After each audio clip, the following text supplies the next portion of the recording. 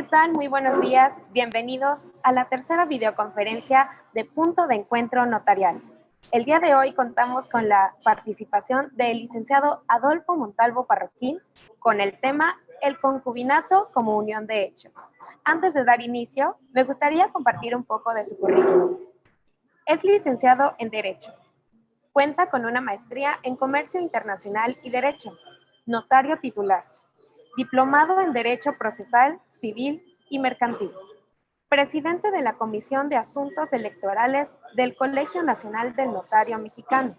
Fue vicepresidente Oriente del Colegio Nacional del Notariado Mexicano y fue vocal académico del Colegio de Notarios del Estado de Veracruz. Si surge alguna duda, por favor, los invitamos a escribirla en el chat del lado derecho de la pantalla para que al finalizar la sesión, el licenciado pueda contestarlas. Licenciado, no me queda más que cederle la palabra. Bienvenido. Hola, muy buenos días a todos. Querida Dani, me da mucho gusto saludarle, aunque sea de manera virtual. Ya los extraño, ya quisiera yo verlos a los ojos, como siempre Igualmente. he dicho. Verlos a los ojos no es lo mismo que estar conectados a través de esta plataforma de Zoom. Quiero felicitarlos por dos cuestiones. La primera, por su siempre constante participación y por su constante dinamismo para promover el cuidado de la salud de las personas. Está fenomenal este video que realizan para difundir el cuidado con el cubrebocas, el lavado de manos, porque es evidente que ante la nueva situación, ante la nueva realidad de normalidad, pues tenemos que salir a la calle, tenemos que estar en contacto con las personas y pues tenemos que cuidarnos todos. Y también quiero felicitarlos por el constante dinamismo que tiene Cori Tax and Legal. Quiero comentar que Orlando Pereira Solís, a quien le envío un fuerte abrazo y le agradezco su invitación, lo conozco desde hace más de 10 años, ha picado piedra y hoy en día lo felicito porque se ha preocupado no solo para difundir la cultura de la contabilidad, de los impuestos, sino también la cultura legal, la cultura notarial, la cultura del comercio exterior. Entonces, por eso yo celebro este ciclo de conferencias y todas las que se han realizado para difundir el conocimiento en materia legal y ampliarlo, como este es el caso, este punto de encuentro notarial que se ha realizado desde el lunes, que no solamente vamos a hablar de aspectos notariales, como ya sucedió con la doctora Minerva Cobos, que habló de las diferencias entre un corredor y un notario, con la conferencia del licenciado Eduardo Panes, muy importante, que es una permuta.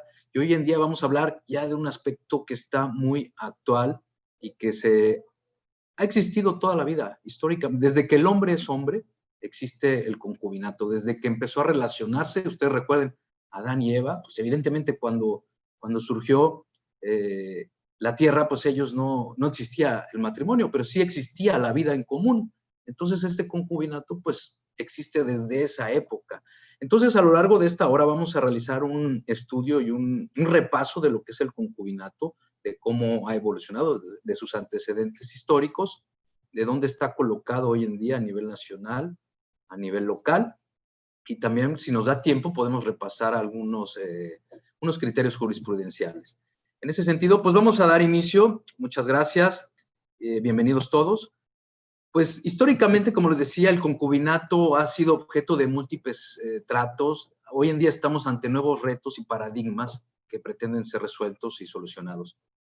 Desde la época ya de los romanos, como les decía, bueno, siempre ha existido, pero desde la época de los romanos ya se consideraba al concubinato como algo inferior al matrimonio y algo que desde esta perspectiva no lo consideraban del todo adecuado, pero al paso de los años fue evolucionando esta figura y en la mayoría de los casos se presentaba con medidas restrictivas. Entonces era sancionado el concubinato porque se determinaba que solamente algunas personas podían considerar este concubinato y tenían que cumplir con ciertas características. Por ejemplo, en la época de Justiniano se empezó a regular jurídicamente la figura de los concubinos, así como las consecuencias para la descendencia, es decir, para los hijos.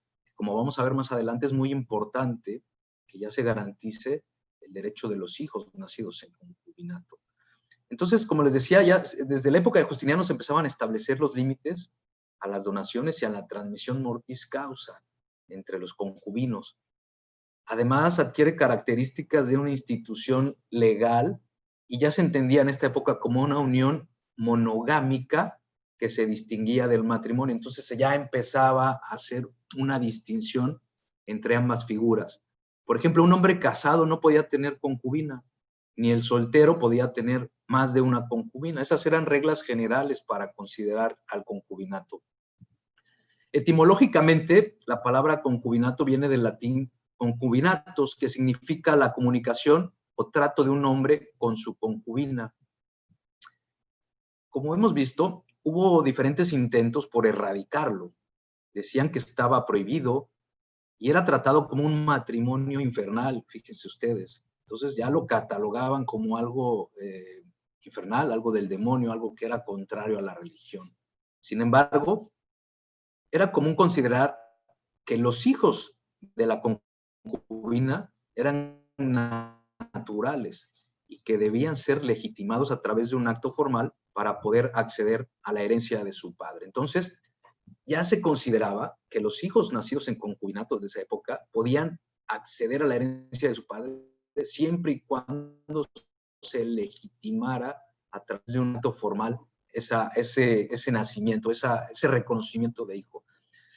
Allá por los años 375 después de Cristo, el emperador de Occidente, Graciano, ya optó por considerar al concubinato como una unión de hecho que da motivo al nombre de nuestra conferencia el día de hoy, y vamos a ver por qué la consideramos ya como una unión de hecho. Constantemente existieron prohibiciones y castigos.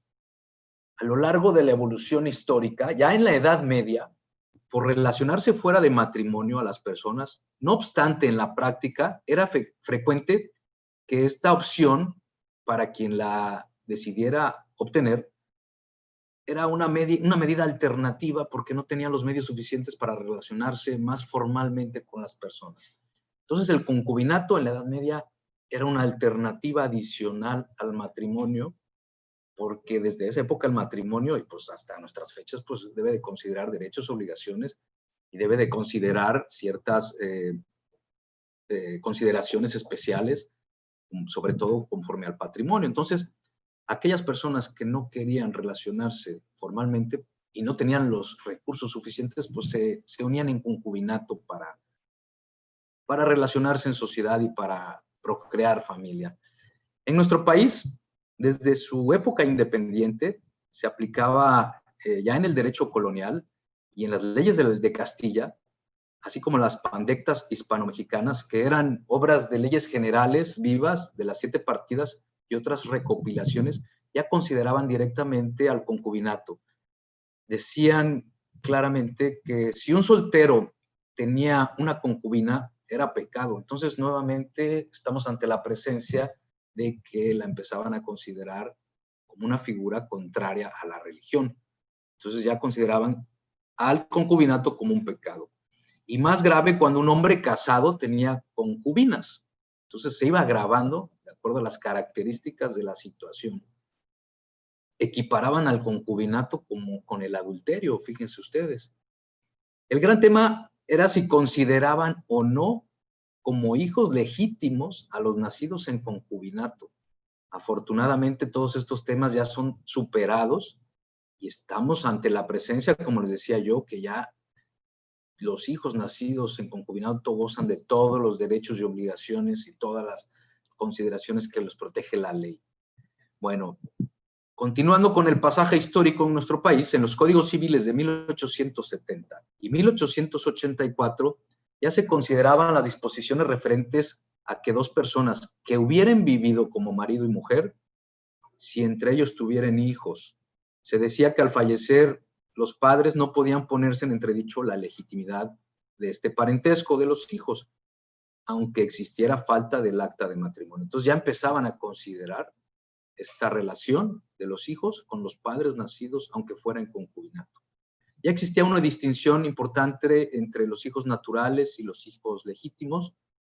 Los naturales los consideraba como aquellos que habían sido concebidos fuera de matrimonio y podían ser legitimados con el subsecuente matrimonio de los padres. Entonces, si dos concubinos posteriormente se unían en matrimonio, se podía legitimar la situación jurídica y las obligaciones y los derechos de los hijos. Y una vez legitimados ellos, tenían los mismos derechos o podían ser reconocidos a través de un acta de nacimiento por escritura pública. Acuérdense ustedes, ya más o menos conocemos que las escrituras públicas en materia civil pues las redacta un notario, entonces ya se hablaba que en esa época se llamaban escribanos, con una escritura pública se podía reconocer a los hijos mediante testamento, que hasta nuestros días sepan ustedes que existe la posibilidad de que las personas, todavía tenemos unos días para que termine octubre, mes del testamento. Aprovecho el comercial para invitar a todos a que acudan a su notario, a que realicen este importante documento. Entonces, mediante un testamento, hoy en día todavía se puede reconocer hijos. Desde la época de 1870 y de los códigos civiles del 1884 ya se contemplaba la posibilidad de que mediante un testamento se reconociera a un hijo. Con la salvedad, como ustedes saben, el testamento hoy en día es revocable y desde esa época lo era, con independencia que la manifestación realizada para reconocer hijos era irrevocable. Ya no existía manera de que se echara para atrás el padre que hubiera reconocido a un hijo, y eso sigue vigente hasta nuestros días. También se podía reconocer al hijo por confesión judicial. Pues ya vemos cómo ha evolucionado el concubinato desde la época de los romanos y, como decía yo, desde antes, vemos cómo evolucionó en nuestro país.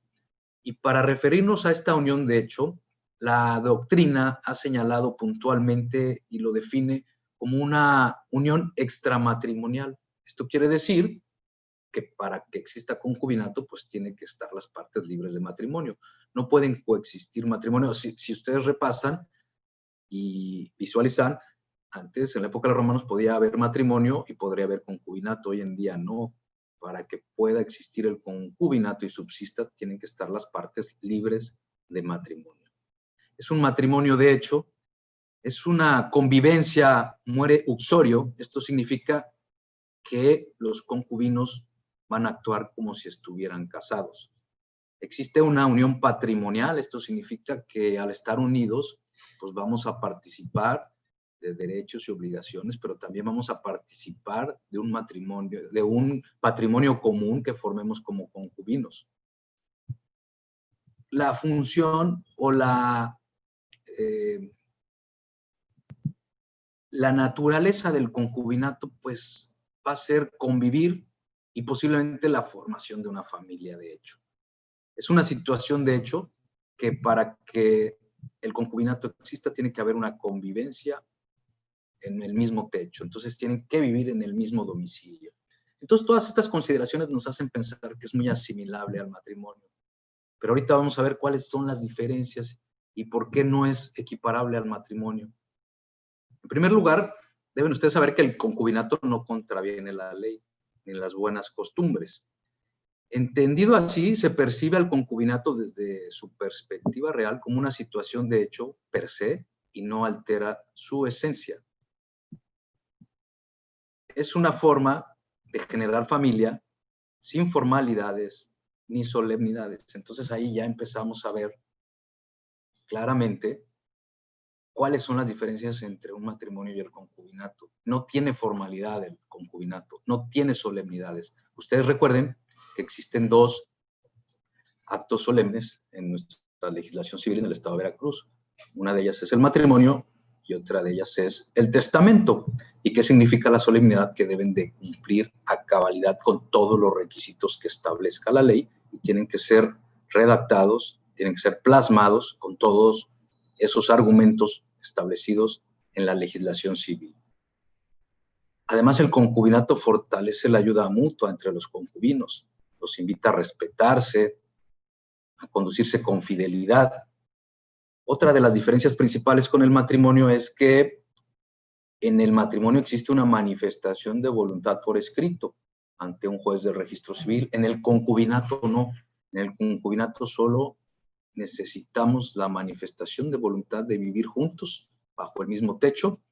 Sí podemos comprometernos, sí podemos obligarnos, sí podemos celebrar diferentes convenios, como lo vamos a ver en un momento más adelante, pero a diferencia del matrimonio, No existe formalidad por escrito, no existe la solemnidad que se requiere para el matrimonio y no se puede realizar ante ningún juez del registro civil. Entonces, es un acto libre y que nos va a permitir coexistir bajo el mismo techo con una persona. Como una unión, de hecho, no existe ni debe de existir un procedimiento para que los concubinos decidan iniciar esta vida juntos, como les acabo de mencionar. No existe vínculo jurídico entre ellos. Esto quiere decir que existe libertad para crear y para disolver el mismo, sin ninguna formalidad, con la simple manifestación voluntad de las partes de decidir que vamos a vivir juntos, y con esa misma libertad podemos decidir separarnos sin ninguna implicación y sin ningún contratiempo. Ya el Código Civil Federal considera a la unión entre el concubinato como una constancia de permanencia. Lo considera como una unidicidad. Esto quiere decir que solamente puedo tener una relación concubinal con una persona. También tienen que existir hijos, también pueden existir hijos. Y tiene que estar en ausencia de impedimentos para contraer matrimonio. Entonces, todas estas son características ya que el Código Civil Federal contempla para la celebración o para la consideración del concubinato. ¿Qué pasa doctrinalmente? Pues doctrinalmente se considera el concubinato como la unión, fíjense ustedes, entre un hombre y una mujer sin formalización legal para cumplir los fines atribuidos al matrimonio. Tampoco debe de existir formalidad ni solemnidad, forma de estado de vida. Esto quiere decir que compartimos los mismos derechos, las mismas obligaciones, y lo considera la doctrina como un matrimonio aparente. Genera lazos afectivos entre las partes, físicos, espirituales, sociales, económicos. Son idénticos a los que genera toda relación familiar que se pretenda crear. Entonces, aquí se echa abajo el mito de que el matrimonio, sí, es verdad, es una figura jurídica para preservar a la familia, pero hoy en día también el concubinato, que ya no está satanizado, que ya no está estigmatizado, que cada día más familias a lo largo y ancho de nuestro país optan por esta figura jurídica y que ya saben que se les reconocen derechos, que se les reconocen obligaciones y que si llegasen a tener hijos también tendrán los mismos derechos y obligaciones como si fueran hijos nacidos en matrimonio. Bueno, la doctrina, como les decía, continúa estableciendo que el concubinato es un hecho jurídico voluntario lícito. Acuérdense que en la época de los romanos y de la Edad Media, pues ya lo equiparaban a un acto ilícito. Pues aquí la doctrina ya nos dice con toda precisión que es un acto lícito, porque al unirse los concubinos producen determinados efectos jurídicos, aún sin la voluntad de los mismos. Entonces, con el simple hecho de estar viviendo bajo el mismo techo, pues ya podemos saber que tendremos esos derechos y esas obligaciones de concubino o concubina. ¿Qué más nos dice el Código Civil Federal? Bueno, me quiero referir particularmente al artículo 383 de este código, que nos menciona lo que se presume acerca de los hijos del concubinario y de la concubina. Dice el primer párrafo: los nacidos después de 180 días contados desde que comenzó el concubinato serán considerados hijos del concubinario y de la concubina. Y la fracción segunda dice: los nacidos dentro de los 300 días siguientes en que cesó la vida común entre el concubinario y la concubina también serán considerados hijos. Entonces, aquí ya el artículo 383 nos menciona con toda claridad cuáles son los requisitos para considerar a un hijo nacido dentro del concubinato. El artículo 1368 del Código Civil Federal contempla con toda claridad qué puede hacer el testador para dejar alimentos, a quiénes les puede dejar alimentos Y menciona en sus fracciones, a partir de la fracción quinta menciona que a la persona con quien el testador vivió como si fuera su cónyuge durante los 5 años que precedieron inmediatamente. Hago énfasis en estos 5 años, porque ahorita vamos a ver para el estado de Veracruz cuántos años deben de transcurrir para que se considere concubinato. Entonces aquí nos habla de 5 años que precedieron inmediatamente a su muerte o con quien tuvo hijos, siempre que ambos hayan permanecido libres del matrimonio durante el concubinato. Entonces aquí ya se hace la referencia que yo les mencionaba, que para que pueda existir concubinato, las personas deben de estar libres de matrimonio. Además, nos dice que el superviviente esté impedido de trabajar y no tenga bienes suficientes. Este derecho solo subsistirá mientras la persona de que se trate no contraiga nupcias y observe buena conducta. ¿Qué entendemos por buena conducta? Bueno, ahí está a criterio y a observar, pero bueno, así lo establece el Código Civil. Y si fueren varias las personas con quien el testador vivió como si fuera su cónyuge, automáticamente ninguna de ellas tendrá derecho a alimentos. Entonces, vean ustedes, ya en un testamento se puede considerar la posibilidad de que se otorguen alimentos y el Código Civil Federal en el 1368 nos menciona quiénes pueden recibir esos alimentos. Continúo con el análisis del Código Civil Federal. En su artículo 1635 menciona que la concubina y el concubinario tienen derecho a heredarse recíprocamente, aplicándose las disposiciones relativas a la sucesión del cónyuge. Entonces aquí ya nos tenemos que referir a lo que menciona el Código Civil del Estado de Veracruz y el Código de Procedimientos Civiles para que conozcamos a qué tiene derecho el concubino o la concubina y que va a heredar similarmente a la sucesión del cónyuge, siempre que hayan vivido juntos como si fueran cónyuges durante los 5 años. Nuevamente hago referencia a estos 5 años contemplados para la Ley Civil Federal que precedieron inmediatamente a su muerte o cuando haya tenido hijos en común, siempre que ambos hayan permanecido libres de matrimonio durante el concubinato y si al morir el autor de la herencia le sobreviven varias concubinas o concubinarios, en las condiciones mencionadas al principio de este artículo, ninguno de ellos heredará. Entonces, aquí ya podemos observar la unidicidad de la que yo hablaba, que ahorita vamos a ver más adelante que la unidicidad no es lo mismo que fidelidad. La unidicidad quiere decir y significa que las personas que para que se pueda considerar concubinato solamente se tiene que presentar entre 2 personas. Antes nos mencionaba hombre y mujer, ahorita vamos a ver más adelante que la legislación civil del Estado de Veracruz ya no contempla, sin entrar en ningún debate y en ningún posicionamiento personal, pues ya se eliminó esta disposición de que es la unión entre un hombre y una mujer y ahorita lo vamos a ver más adelante. Bueno, ya analizamos el Código Civil Federal. Ahora vamos a hablar de estos elementos constitutivos del concubinato. ¿Qué tenemos que considerar para que exista el concubinato? Pues principalmente una unión entre 2 personas, tienen que desarrollar su vida familiar como si fueran familia, efectivamente, pues ese es el objetivo de unirse, que se conformen como familia. Que exista constancia, esto quiero decir que vivan juntos reiteradamente y que esa permanencia de vida en común se manifieste.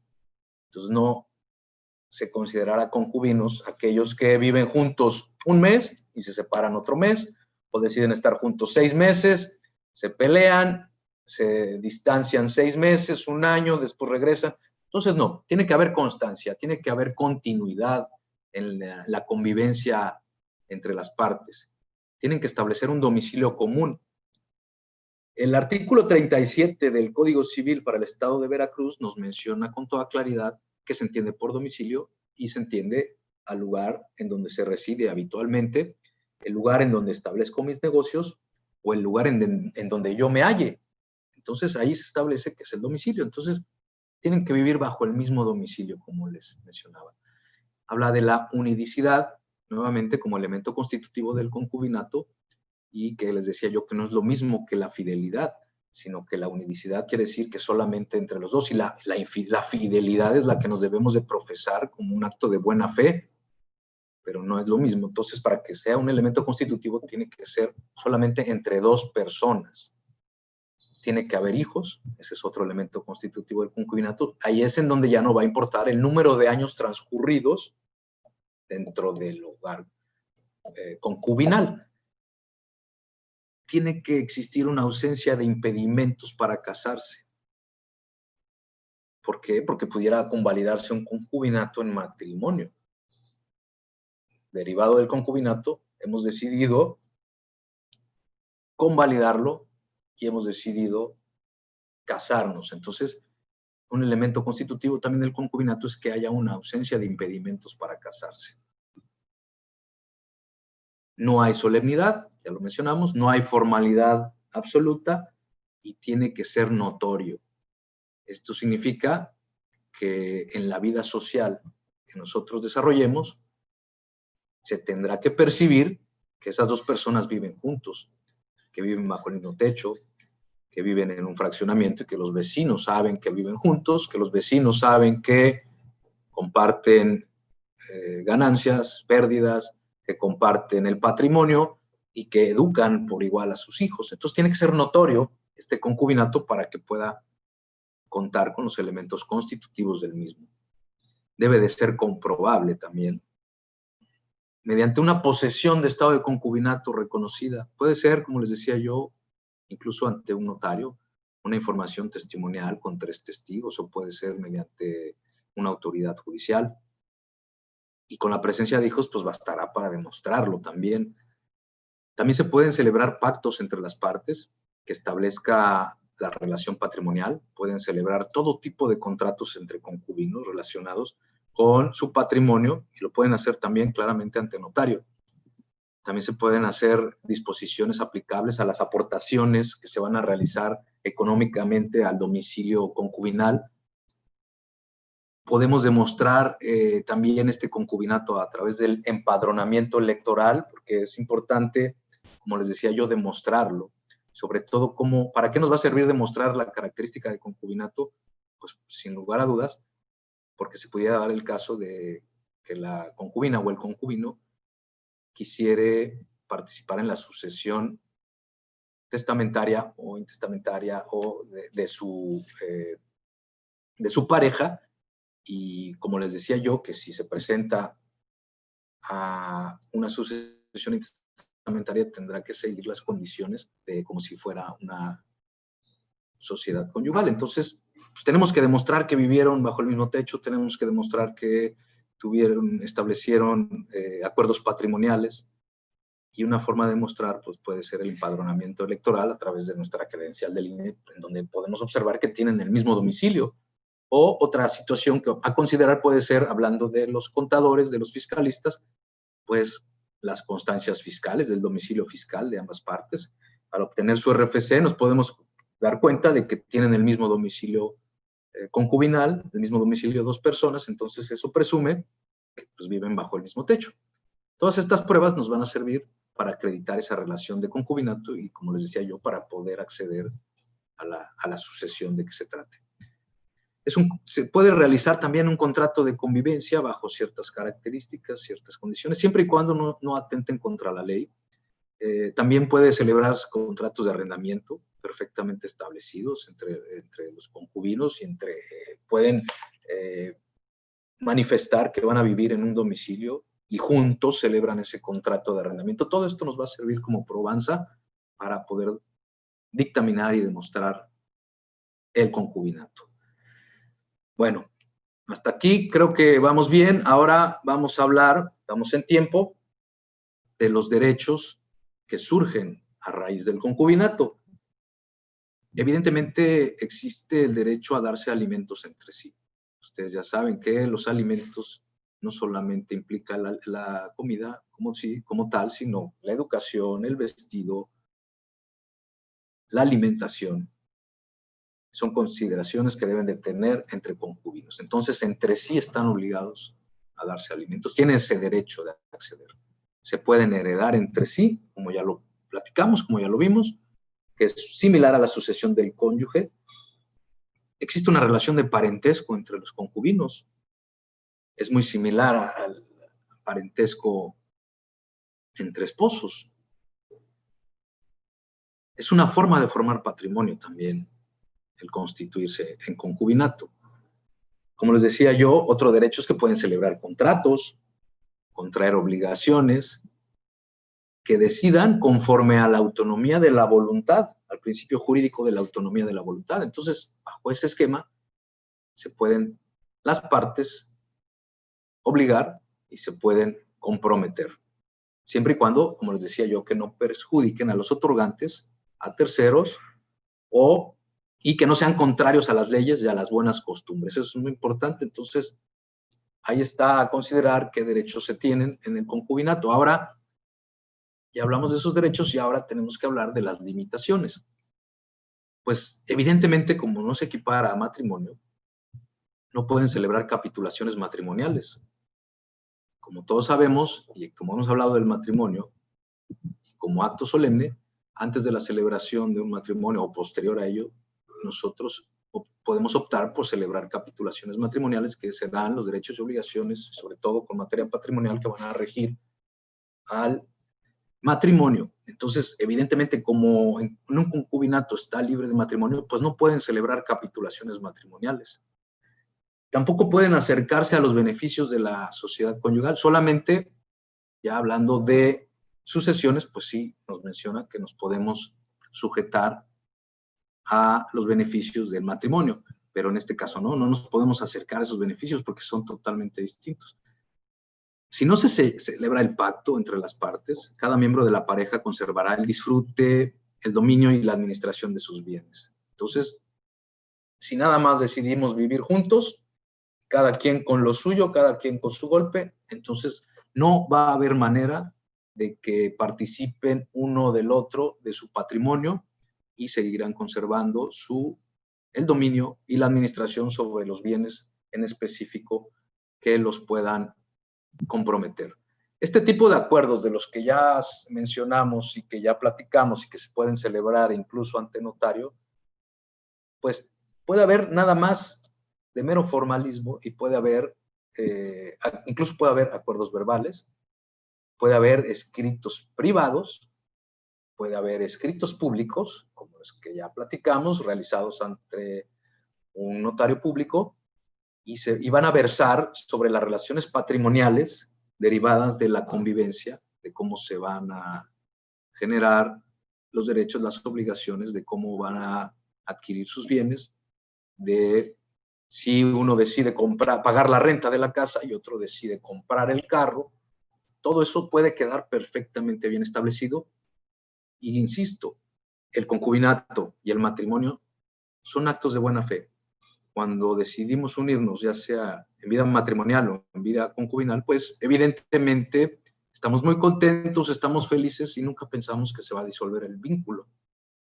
Pero cuando se presentan los problemas, es cuando empezamos a solventar qué va a pasar con los hijos, con los bienes, con lo que hemos construido juntos. Entonces, bien vale la pena que ustedes consideren si es factible que se puedan obligar los concubinos en términos de los acuerdos que ellos, con respecto a la autonomía de la voluntad, establezcan y que puedan plasmar o que puedan ser verbales o en escrito público, en escrito privado, según sea el caso.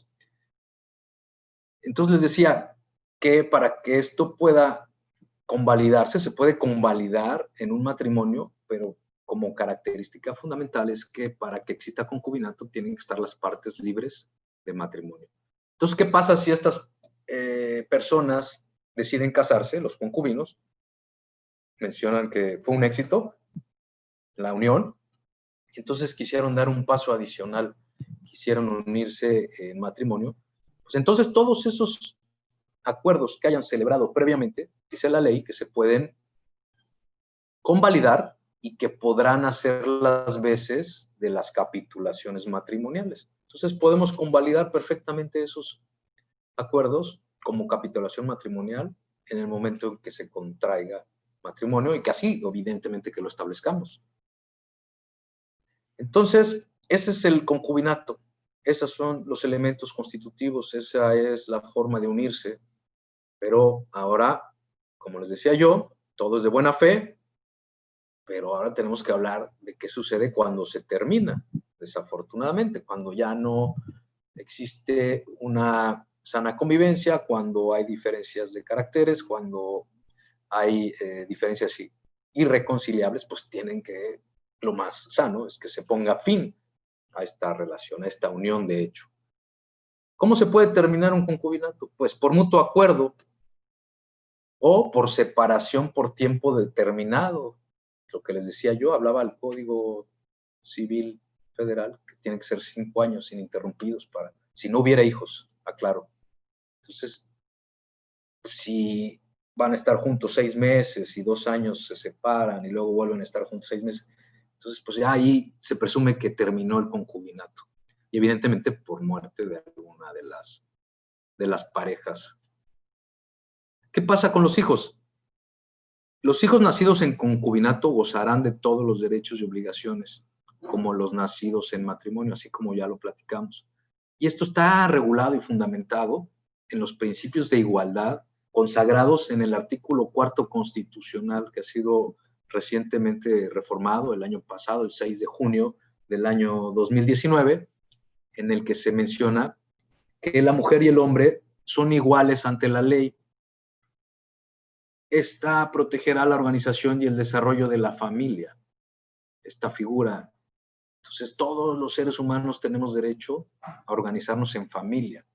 Toda persona tiene derecho a decidir de manera libre, responsable e informada sobre el número y el esparcimiento de nuestros hijos.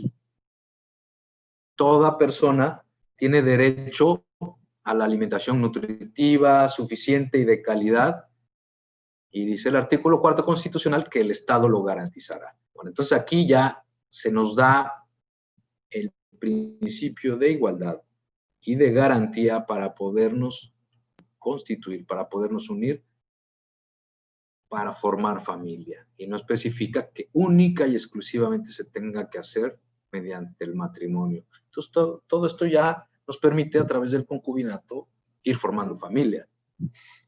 Y como familia tendremos la posibilidad de decidir de manera libre. No especifica el artículo 4 constitucional si nada más es matrimonio, sino es la unión entre las personas. Y decidiremos de manera responsable sobre el esparcimiento de los hijos, el número que queremos tener, y ya te habla del derecho que existe para que las familias gocen de alimentación nutritiva suficiente y de calidad, como menciona el artículo 4 constitucional. Ahora, quiero referirme a la legislación del Estado de Veracruz. Aquí ha habido recientes reformas realizadas, ha habido debates, ha habido controversias, pero recientemente, el 10 de junio del presente año, del atípico 2020, tal vez muchos de nosotros ni nos enterábamos porque estábamos en plena pandemia y pendientes de las noticias y de los decesos y de una situación complicada.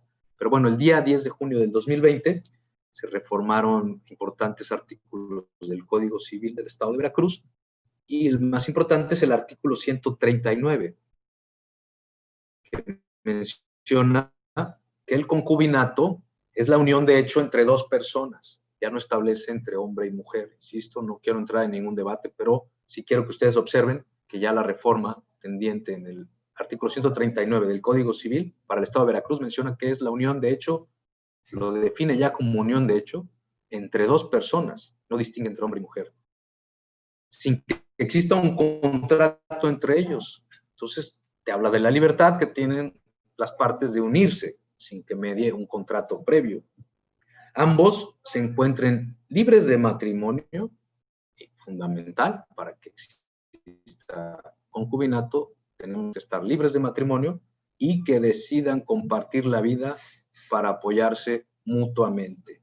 Ese es el artículo 139, esas son las reformas, y menciona más adelante los concubinos, las reformas realizadas Tienen derechos y obligaciones recíprocos siempre que hayan vivido en común en forma constante y permanente. Entonces aquí ya los elementos que analizamos anteriormente cobran vigencia para que se considere concubinato en el estado de Veracruz. Las personas, insisto, hago mucho énfasis, que hayan vivido en común en forma constante y permanente. Entonces tiene que haber continuidad en esa vida en común que desarrollen para que se considere como concubinato. Por un periodo mínimo de 3 años. Ojo, hablamos de 5 Código Civil Federal. El Estado de Veracruz nos dice que no son 5, son 3 años como mínimo para que sea considerado como concubino o concubina o concubinarios a las personas. Y que deben de preceder inmediatamente a la generación de derechos y obligaciones. Entonces, en ese momento, pues ya se manifestarán los derechos y obligaciones.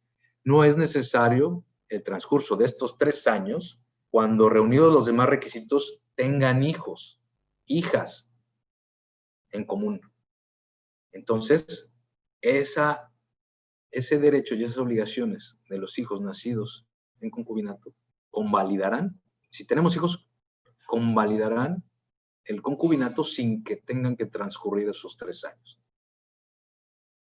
¿Qué pasa si con una misma persona se establecen varias uniones del tipo antes descrito? Pues lo mismo que dice el Código Civil Federal, en ninguna se reputará concubinato. Entonces, nuevamente me refiero a la unidicidad. Esto quiere decir que solamente 2 personas pueden estar, para que exista concubinato, solamente deben de existir 2 personas. Si yo tengo varias relaciones con otras personas, no podemos considerarlo concubinato, ni uno ni otro. Y quien haya actuado de buena fe podrá demandar al otro la indemnización por daños y perjuicios. Alguien que sea engañado, que falte a la fidelidad del concubinato, o alguien que se demuestre que tiene varias relaciones concubinales, pues, y que no lo sepa y que lo demuestre, puede demandar al otro los daños y perjuicios. Entonces, esas son ya partes de las reformas que consideró el Código Civil para el Estado de Veracruz. Bueno, me voy a ir un poco más rápido porque se nos acaba el tiempo. Entonces, ¿qué diferencias existen con el matrimonio con respecto al Código Civil para el Estado de Veracruz? El matrimonio es la unión de un solo hombre y una sola mujer. Aquí sí distingue el artículo 75 del Código Civil que el matrimonio se realiza entre un solo hombre y una sola mujer. Entiendo que la reforma pretendía que se lograra el matrimonio igualitario. De momento no se logró, pero lo del concubinato sí se logró. Entonces, para que el matrimonio exista, tiene que haber la unión entre un hombre y una sola mujer, con los fines esenciales de la familia como institución social y civil. El artículo 76 menciona que el matrimonio debe celebrarse ante los funcionarios que establece la ley, con todas las formalidades específicas. Continúa con respecto al concubinato, el artículo 139 dice que regirán al concubinato todos los derechos y obligaciones inherentes al matrimonio, en lo que le fueren aplicables. Los cónyuges deberán, este es derecho y obligación del matrimonio, deberán guardarse. Entonces, si se equiparan a los del concubinato, esos derechos y obligaciones matrimoniales que se equipararán al concubinato son: los cónyuges deben guardarse respeto, están obligados a asistirse mutuamente y participar de manera igualitaria de las responsabilidades y obligaciones que se deriven, así como el disfrute de los bienes patrimoniales y no patrimoniales que pertenezcan al matrimonio sin que exista discriminación alguna. Toda persona tiene derecho a decidir de manera libre, responsable e informada sobre el número y el esparcimiento de sus hijas e hijos. Entonces, estos son los derechos y obligaciones que se equiparan, que están contemplados para el matrimonio y que se equiparan al concubinato.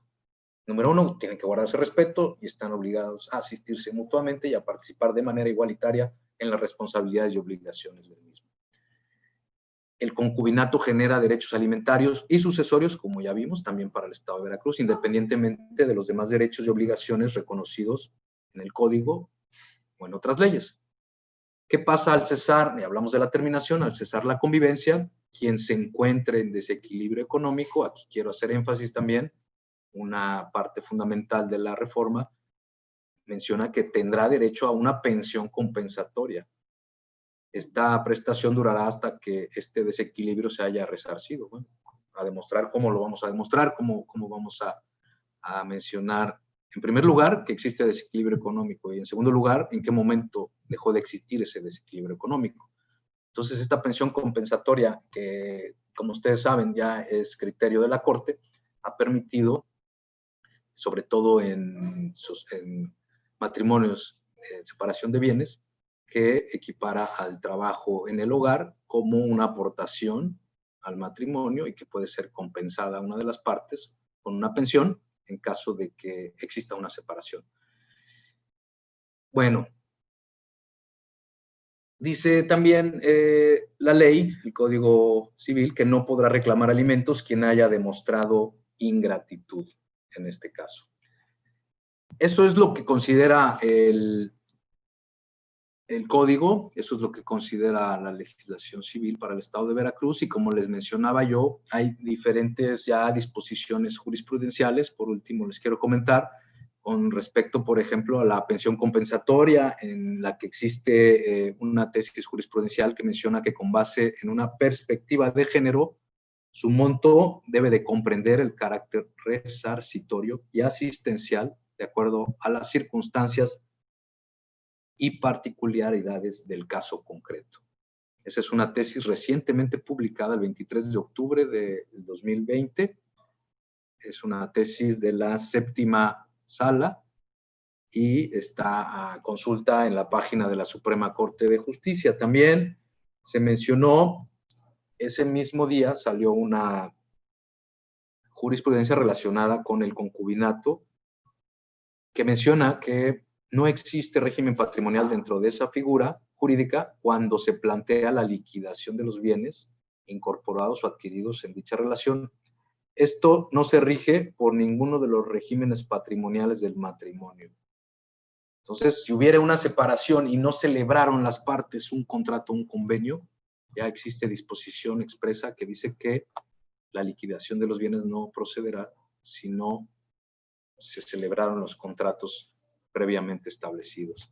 Y hay otras tesis jurisprudenciales, por ejemplo, en el 2008 se mencionó una que decía que el reconocimiento del concubinato en el derecho mexicano se deriva del mandato de protección a la familia establecido en el artículo 4, que ya lo analizamos, de la Constitución Federal, pues lo que se pretende es reconocer y proteger aquellas familias que no conforman un contexto matrimonial. Entonces yo creo que esto que esta tesis jurisprudencial del 2008 buscó ya se encuentra plasmado cotidianamente en el artículo 4 constitucional y ya se protegen a estas familias establecidas